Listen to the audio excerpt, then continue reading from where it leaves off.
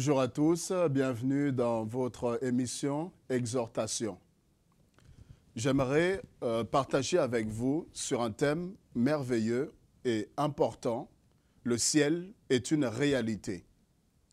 Pourquoi partager sur ça? Parce que il est vrai que beaucoup de personnes pensent que c'est un slogan.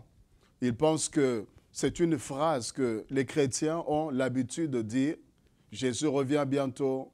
Le ciel est une réalité, il y a une vie après la mort, l'éternité. Vous voyez, tous ces thèmes-là, tous ces mots, pour certaines personnes, ce sont juste des slogans ou encore un moyen pour faire peur aux gens, pour amener les gens à vivre d'une certaine manière. Mais ces gens omettent que c'est une réalité. Le ciel est une réalité. Je suis là pour le dire à une personne qui avait des doutes, à quelqu'un qui se poser encore la question à savoir, est-ce que véritablement il y a une vie après la mort? Oui, je veux te dire, je veux t'affirmer, te confirmer, te l'apprendre, te l'annoncer qu'il y a une vie après la mort. Car en réalité, nous sommes sur la terre pour faire un choix. Et ça, c'est ce que Dieu m'a dit. Je priais une fois et je me posais la question, je réfléchissais sur le sens même de la vie. Nous naissons sans choisir nos parents. Nous naissons sans choisir la couleur de peau, notre pays d'origine, la couleur de nos yeux, notre taille. Vous voyez, tous ces éléments-là, en fait, que nous ne choisissons pas. Et nous naissons et nous grandissons et au final, nous mourrons parce que personne n'est éternel sur la terre. Et nous mourrons, on ne choisit même pas le jour de notre naissance et encore moins la date de notre mort. Donc cela veut dire qu'il y a une personne qui est au-dessus et qui a monopole, qui a contrôle sur tous ces détails, tous ces éléments qui échappent à notre vouloir, à notre volonté. Et cette personne-là, c'est Dieu. C'est Dieu qui est le créateur de toutes choses et le créateur de toute personne. Que tu sois d'accord ou pas, que tu le veuilles ou non, que tu l'acceptes, que tu le conçoives ou pas. Mais c'est une vérité qui est absolue. Et tu le sais très bien, le fait d'ignorer une chose n'annule pas l'existence de la chose. Cela peut juste montrer que tu es ignorant, par rapport à cette chose-là. Alors, ce qui est important à savoir, c'est que c'est la destination de toute personne après la mort. La Bible dit qu'il est réservé aux hommes de mourir une seule fois, dans Hébreux 9, 27. Et après quoi vient la mort. Et après la mort, il y a la vie éternelle. Après la mort, il y a la séparation d'avec Dieu, l'enfer, le lieu de tourment. Après la mort, c'est loin, loin de tout ce qui est bonheur, loin de tout ce qui est joie, de tout ce qui est félicité, loin de tout ce qui est délice, loin de tout ce que Dieu a préparé en réalité pour l'homme. Parce que Dieu n'a pas créé l'homme pour qu'il se retrouve dans la souffrance, dans la condamnation. Mais Dieu l'a créé pour vivre éternellement avec lui. Mais c'est l'homme qui fait le choix de vivre sans son Créateur, de vivre sans Dieu. C'est l'homme qui décide de se rebeller, de se révolter, de marcher en dehors des principes que Dieu a établis. Combien de décisions, combien de choix, combien de lois, même que les hommes mettent en place pour, n'est-ce pas, se détourner clairement de la volonté de Dieu. Combien d'actes de rébellion, combien de choix de vie, de style de vie que certaines personnes se décident d'emprunter et qui ne cadrent pas avec la parole de Dieu. Et pour se consoler, certains diront on ira tous au paradis, on ira tous au ciel. Mais j'aimerais vous dire, si au final on ira tous au ciel, si au final on sera tous sauvés, si au final on ira tous au paradis, si au final nous serons tous éternellement avec Dieu, mais j'aimerais te poser la question, à quoi ça sert de prier dans ce cas-là? À quoi ça sert de pouvoir se consacrer? À quoi ça sert de suivre la marche que Dieu nous impose pour avoir la vie éternelle? La Bible déclare que sans la sanctification, il est impossible de voir Dieu.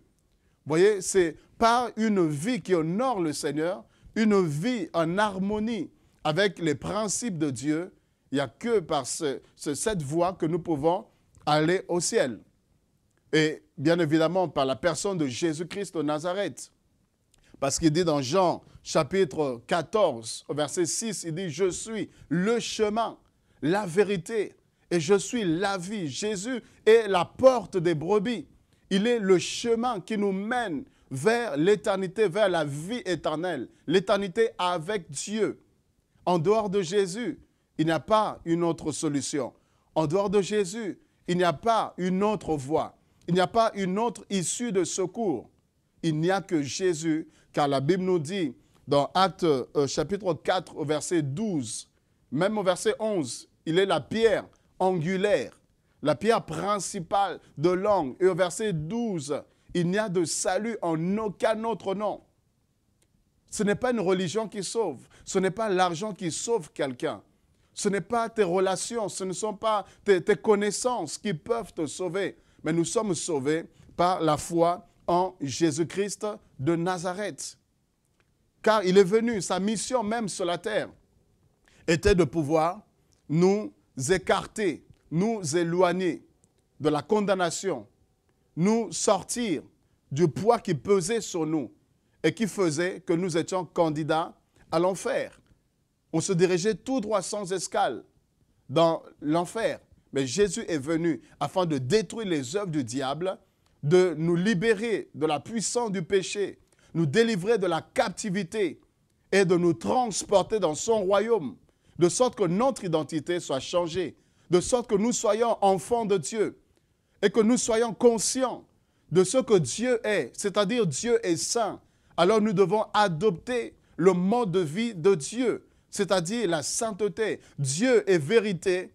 Alors nous devons marcher sur la vérité. Dieu est juste, on doit emprunter la voie de la justice. Dieu est amour. Alors il nous faut avoir l'amour de Dieu qui est répandu dans nos cœurs par le Saint-Esprit. Voyez, c'est très important, le ciel. Et dans Jean chapitre 14, le Seigneur Jésus dit que votre cœur, à partir du premier verset, que votre cœur ne se trouble pas. Croyez en Dieu et croyez en moi. Il dit, il y a plusieurs demeures dans la maison de mon Père. Ça, c'est la mission de Jésus-Christ. Il est venu sur la terre pour te réconcilier, pour me réconcilier avec mon Père, avec Dieu. De sorte que là où il y avait la séparation à cause du péché, que par la mort expiatoire du Seigneur Jésus, que je puisse avoir la vie éternelle, que je puisse être sauvé. Il dit, il y a plusieurs demeures dans la maison de mon Père. Il dit, si cela n'était pas le cas, il dit, je vous l'aurais dit. Il dit, je m'en vais vous préparer une place. Il y a une place au ciel qui est préparée pour toi, qui est prêt à recevoir Jésus-Christ dans ta vie comme Seigneur et Sauveur. Il y a une place pour toi dans la présence de Dieu, dans l'éternité avec Dieu, avec tous les rachetés, avec tous les saints, avec tous les hommes qui auront tenu ferme, avec toutes ces personnes qui auront marché droitement avec Dieu. Il y a une place pour toi au ciel. Et Jésus dit, il reviendra. Il reviendra pour chercher, non pas tout le monde, mais il reviendra chercher ceux-là qui lui appartiennent. Ceux qui ont donné leur vie, ceux qui se sont décidés à le suivre, à le prendre comme modèle, exemple, et à se conformer selon la ligne, le standard qu'il a établi. Et c'est pour ces personnes-là, c'est pour ces chrétiens, non pas qui fréquentent seulement les églises, non pas qui se disent seulement chrétiens, mais qui pratiquent la parole de Dieu, qui vivent selon le plan de Dieu, dans l'amour, dans la justice, dans la vérité, qui ont une relation, une intimité profonde avec le Seigneur, qui s'efforcent de ne pas se conformer à ce siècle présent, mais qui vivent selon la parole véritable du Seigneur. Et je vais terminer en vous disant quelque chose de très important. Le ciel ne sera jamais soldé. Alors, paye le prix sans attendre. Je reprends pour toi. Le ciel ne sera jamais soldé. Alors, paye le prix sans attendre. Parce qu'il y a des personnes qui attendent les soldes pour se procurer une chose, pour se payer une chose. Elles attendent. Le moment venu. Mais j'aimerais te dire que le ciel ne sera jamais soldé. N'attends pas. Agis dès maintenant. Sanctifie-toi. Prépare-toi. Désire aller au ciel. N'attends pas, Dieu ne bradera jamais le ciel. Dieu ne baissera jamais le standard pour que toi tu sois sauvé. Que Dieu te bénisse, que Dieu vous bénisse.